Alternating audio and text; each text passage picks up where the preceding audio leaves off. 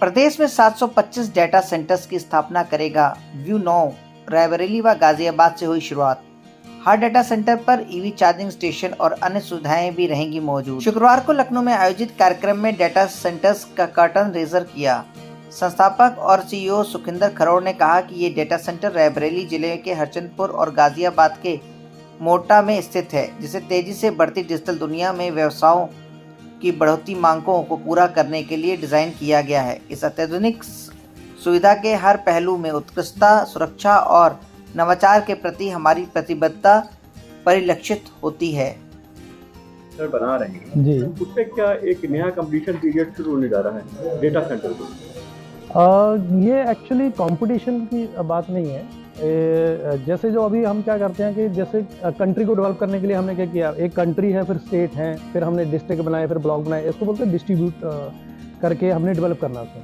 तो अभी क्या है, पूरी दुनिया के अंदर अगर हम डेटा सेंटर की बात करें, हमारे कंट्री में बात करें, तो जैसे अभी हीरन अदानी साहब ने ही यूपी के अंदर सबसे बड़ा डेटा सेंटर बनाया है। तो वो क्या है, वो सेंट्रलाइज डेटा सेंटर है, जहाँ पे 20 lakh square foot, 40 lakh square foot के डेटा सेंटर बने हैं, जिसको हम सेंट्रलाइज बोलते हैं।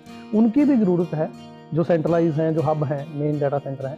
फिर उनकी सर्विस को रेंडर करने के लिए, क्योंकि जैसे हम बोलते हैं, अब हम मीडिया वाले हैं तो मीडिया वाली बात कर लेते हैं थोड़ी सी। हमने दूरदर्शन का हम एंटीना लगाया होता दिल्ली में, तो उससे तो चलता नहीं था काम। तो हमने फिर हर एक डिस्ट्रिक्ट के अंदर हमने रिले केंद्र बनाए थे। हमने, अगर आप वो याद हो तो हमने वो रिले केंद्र के हिसाब से। तो ये जो एज डाटा सेंटर है, अगर हम और लेमैन की भाषा में समझना चाहें तो ये एक तरीके से रिले केंद्र है। जो सिग्नल वहाँ से आ रहा है, वहाँ से टाइम लगता है और पाइप जो है चोक हो जाती है, बफरिंग होने लगती है। तो ये लोकली डेटा को सेंटर करके वो वहीं पे आपकी सर्विस को रेंडर कर देगा, जिससे समय बचेगा, रिसोर्सेज बचेंगे और आपका जो काम है वो जल्दी हो जाएगा। लेकिन अभी की डेट में हम लोगों को पता ही नहीं है कि काम कैसे कर रहा है। अभी आप हम सब लोग चेंज करके कैमरा पे बात कर रहे हैं, ये अभी मोबाइल पे सारी की सारी चीज़ें शिफ्ट हो गई हैं।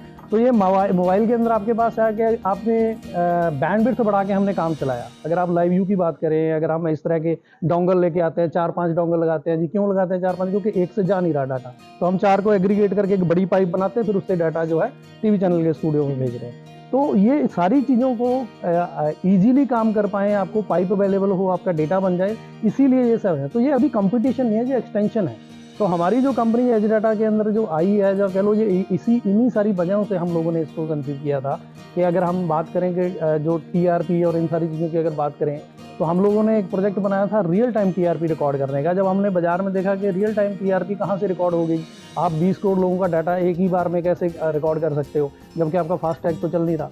फास्टैग तो बस तो छोटा सा डाटा है, वो भी गाड़ी फंस जाती है उसके अंदर। तो ये वहीं से प्रॉब्लम को देखने के बाद, एक्सेस करने के बाद सोल्यूशन डिज़ाइन किया गया।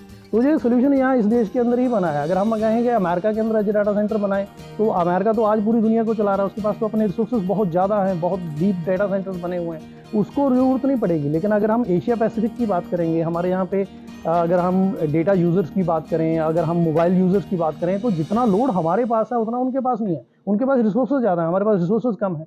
तो अगर हम डिमांड एंड सप्लाई की बात करें, हम नेस्कॉम की रिपोर्ट देख लो, डिलॉट की रिपोर्ट देख लो, ईवाई की रिपोर्ट देख लो, तो आपको ये समझ में आएगा कि जो इंस्टॉल्ड कैपेसिटी है और जो रिक्वायरमेंट है आज की डेट में, तो उसके अंदर बहुत बड़ा गैप है।